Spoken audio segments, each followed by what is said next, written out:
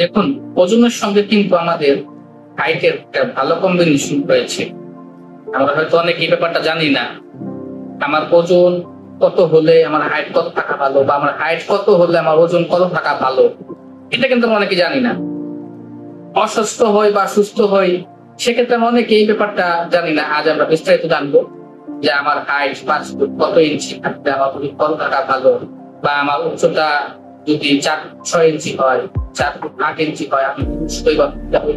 যদি আমার ওজন কি কি থাকা দরকার, যে আমার উচ্চতা 5 ফুট 4 ইঞ্চি, বা উচ্চতা 5 ফুট 2 ইঞ্চি, উচ্চতা 4 ফুট 9 ইঞ্চি, তো আমি এই উচ্চতা থাকা অবস্থায় আমি আমার ওয়েট কতটুকু থাকবে, আমার ওজন কতটুকু থাকলে আমি সুস্থ থাকতে পারবো, সেটা আমাদের জানা অবশ্যই দরকার।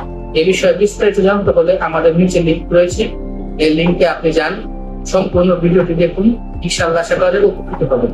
ডাক্তার স্বাস্থ্য কেন্দ্র স্বপ্ন ছিল, আছে, ইনশাআল্লাহ। ধন্যবাদ।